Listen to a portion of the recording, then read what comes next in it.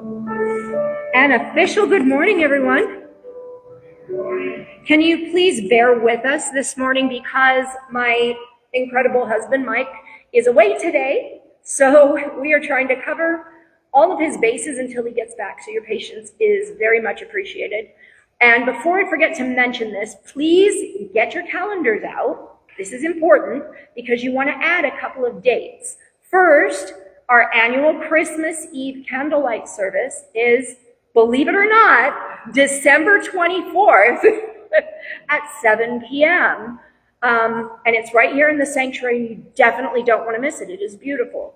And for those still asleep, that is 2 Wednesdays from now. Because this coming Wednesday, you also want to add to your calendar, this is a first for decades. This coming Wednesday is not our regular service.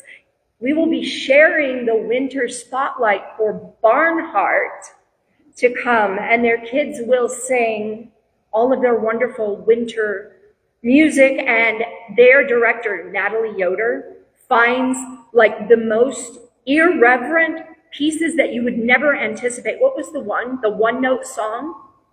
They did one last year that was just one note. The whole song was a single solitary note until the last note of the song. It was really fantastic. So you want to show up for that. That is this Wednesday at 7 in this space. Now, moving into what is happening. As we're all aware, we are well into the season of Advent right now. It is a season that feels like a sort of reverent waiting to us adults. To children, it feels like an entirely different kind of waiting. And there's a man with a beard involved and a bright red suit. Am I wrong? They're anticipating presents. We, however, are anticipating something else.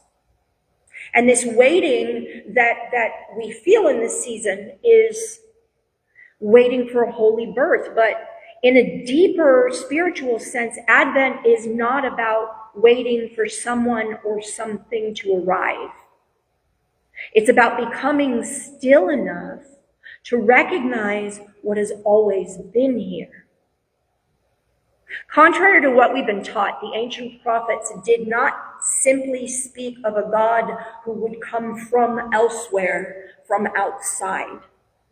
They spoke predominantly and far more frequently of light dawning within those who had learned to live in darkness. And perhaps even more compelling, Jesus himself taught and demonstrated exactly that over and over again. In fact, it is a fundamental tenet of his teaching that the kingdom of heaven is within, that all are members of one body, and that we demonstrate our divinity through the Christ Spirit he embodied and revealed. And let me once again remind you that Christ means one who is anointed. It is not Jesus' last name, okay? He taught that we all are anointed with divine purpose. And this morning, as we continue our exploration of sacred symbols, returning to the circle, we turn our attention to the circle of love. And when I say love, I am not talking about that sentimental kind or romantic love. What I'm talking about is that agape love, that God love, that divine love. And the circle I'm talking about isn't about the wreaths here on the pews or the ornaments on the tree behind me or any number of the season's baubles. What I'm talking about is the eternal shape of truth itself, believe it or not. A circle has no beginning and no end. It excludes nothing in its circumference of all. It does not advance or retreat. It simply is, right? A circle has no corners to hide fear in. Everything is held or revealed. And that perhaps is why love has always been so difficult for the frightened mind to understand. Everything is held or revealed. The circle is one of the oldest symbols humanity has ever known. Long before theology, long before doctrine, before language itself, human beings, all creatures, looked at the sun, the moon, the seasons, the heartbeat, the breath, and they recognize something repeating, something eternal, something whole. Unlike some of the wheels that we talked about in our last symbol, a circle doesn't rush. It's not going anywhere. It doesn't spin, so it can't arrive early or late. It simply is. And love at its truest works the same way. Our first readings come from two places in the Bible that are rarely held together, right? Isaiah and Revelation. So one speaks from the middle of history at that time, and the other speaks of what looks like the end of time. And yet when you listen closely, very closely, they're telling the same infinite story. Isaiah talks about people walking in darkness.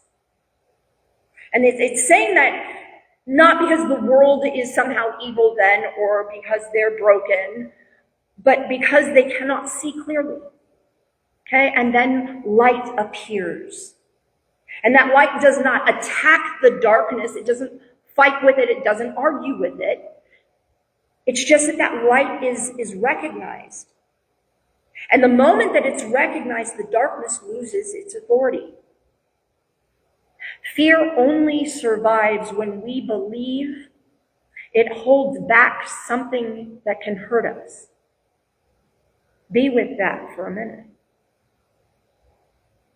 Then Revelation echoes across time with that famous phrase uttered in movies and books. I am the Alpha and the Omega. I am. We've been taught to hear that as a timeline, a beginning and finish line, right? But what if it isn't a line at all? What if it's a circle? What if Alpha and Omega aren't endpoints of a concept, but the same point seen from different angles? What if the divine is not saying, I'll meet you at the end, I'll see you at the end, but it's actually saying, I've always been here and I always will be. This is why I say that Advent isn't really about waiting for a baby to arrive someday, right? So when we look deeper, we see it's about that moment where awareness dawns and we realize that the light we've been waiting for is already here in the circle of our awareness. Not later, right now. And once that light is recognized, once that endless, beginningless circle is remembered, something really interesting happens. The only thing that still has power over us is what we expect to find in the dark. And here's where that story stops being cosmic and it starts becoming personal. Because even when light is recognized, even when that circle, that infinity is recognized and remembered, the human mind doesn't always relax right away, right? Something in us still listens for danger. Okay, it still scans for loss or potential loss. It still expects trouble to emerge from the shadows. And I am not saying that it is wrong to feel this way. I'm saying that it's human. Okay, the mind has been trained to protect this. It has learned to watch, to anticipate, to brace, to be prepared. And this is exactly what Ernest Holmes was pointing to. And he wasn't saying it as theology, but as inevitability. And yes, this from his book is a wonderful, wonderful poem on 360 and 361. He and his brother Fenwick Holmes wrote some incredible poems. There's a book called The Voice Celestial. It's one long, big, epic poem. If you haven't read it, do so. But this, from our readings, is, in my opinion, one of their most masterful works. Because he wasn't describing something that we need to make happen. He wasn't offering a technique or a promise or a future reward or trying to explain the science behind it all. He was describing what always happens when truth is no longer resisted. Listen to the language that he uses. The universal wholeness cannot be forever subjected. Not, it might not, cannot. Cosmic love cannot be kept from human form. Not should not, cannot.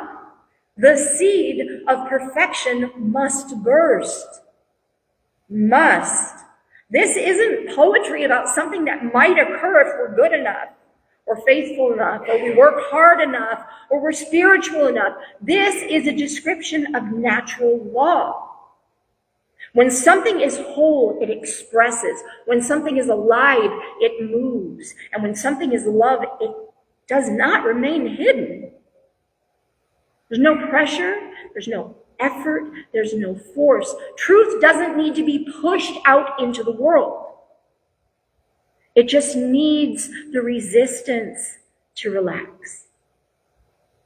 And when that resistance softens, when the gripping eases, and that frightened scanning that we do in our minds, when that quiets, something infinite rises on its own.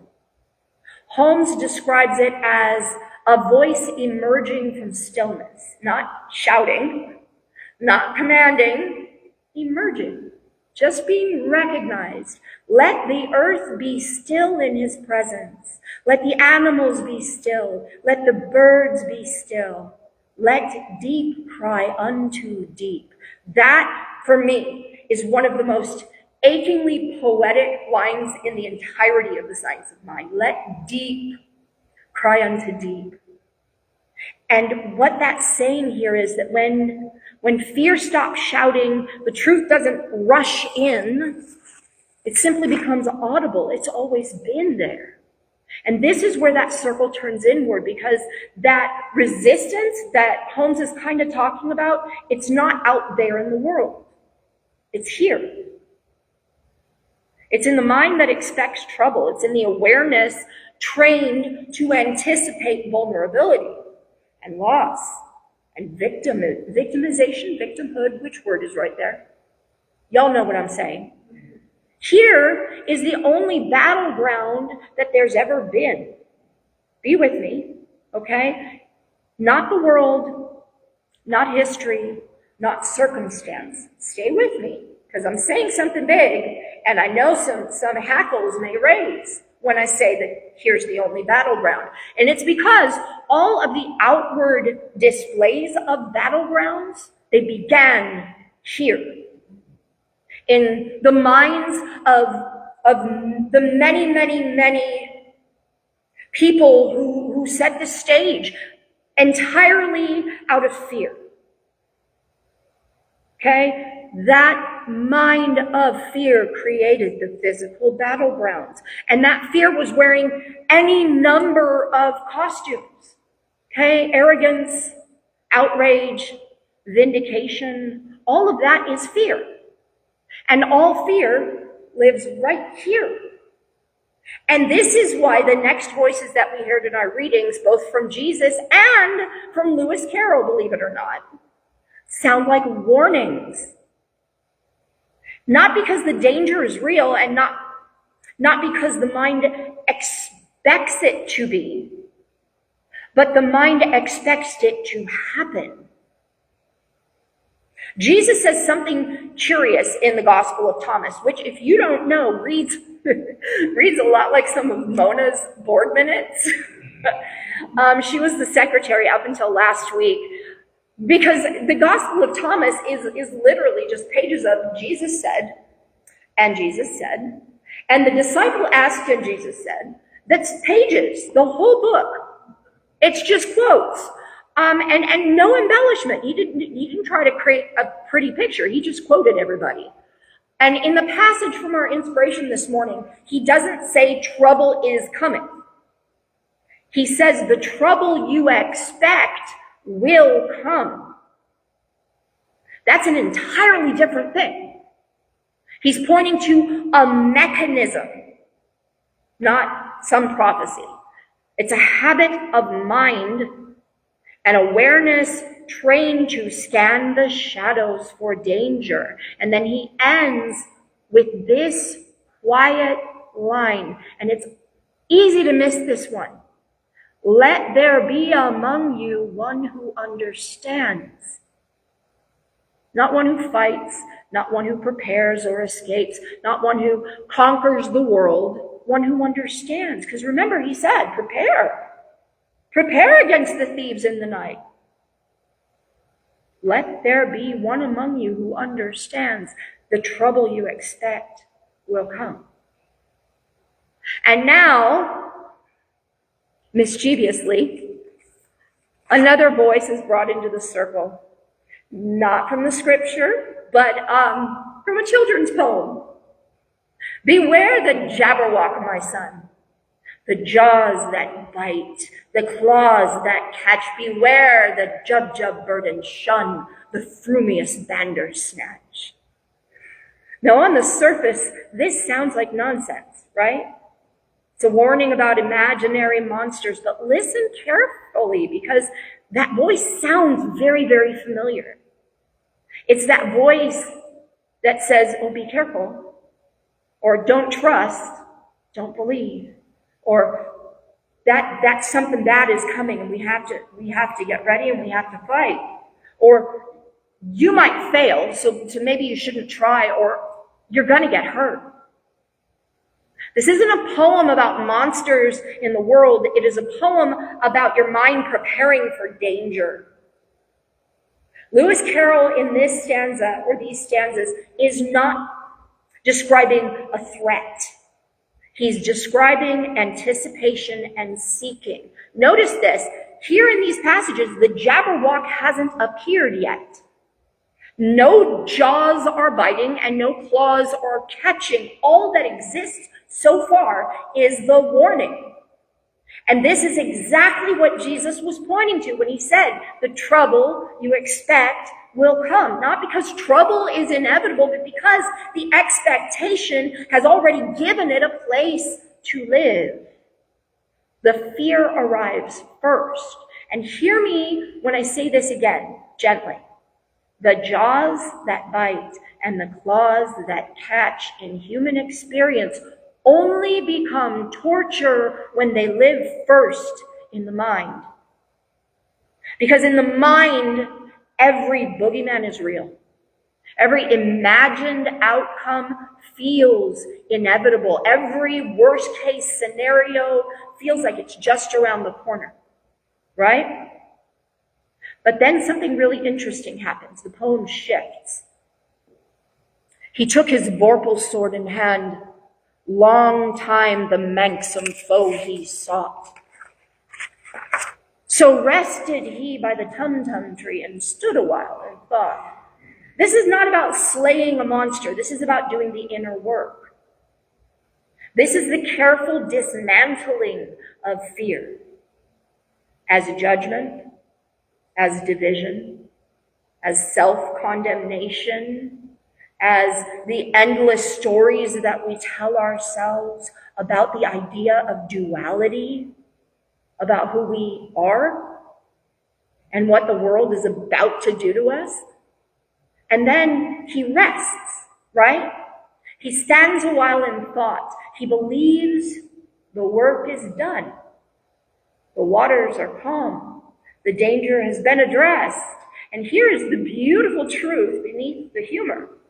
When life is actually happening, think about this.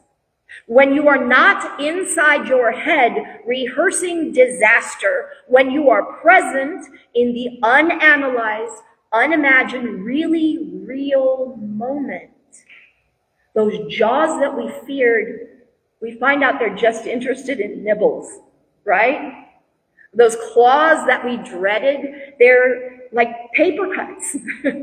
Really little shallow ones. The monsters that we were sure would destroy us, or at least wound us beyond repair, they turn out to be surprisingly small compared to the idea in our head. Often toothless, maybe a little scrappy, with a nervous habit of biting their own nails so that their nubby scratches are more like really aggressive, determined tickles. You ever met somebody who tried really, really hard to get to you and you just had to laugh? That's what I'm talking about. I imagine that's exactly what he's pondering as he stands beside that tum-tum tree. And maybe that's the most honest place for any of us to ever stand. Not in battle or planning or in triumph, but beside the metaphorical tum-tum tree, standing a while in thought. Because the work of awakening is rarely loud. It doesn't feel heroic. Often it just looks like rest and stillness. Watching the mind, observing instead of believing it. Advent doesn't ask us to defeat the darkness. It asks us to notice what we're expecting to find there. And here's the thing about these circles that we're examining in this series. They're infinite. They don't rush us toward an ending. They bring us back again. Not because we have failed in some way. It's not a do-over that you're forced to endure. It's because there's always another layer of seeing, another pivot, another lesson to learn. The light has already dawned. The Vorpal sword has been taken in hand, and still the story isn't finished. Because when the mind finally grows quiet enough, when we think that the work is done, when we rest beneath the tree and we believe that the danger has passed, that is usually when the ego clears its throat and reminds us that it would like one last word, right? But not today. Today we rest in the circle. Today we sit with love that has no beginning and no end, because it's all there is. Today we let Advent be what it truly is, not a countdown to something arriving later, but the recognition of what is already here, living within every one of us. And next week we will see what comes out of the shadows when fear has no place left to hide. And we'll step into love's embrace again. Thank you.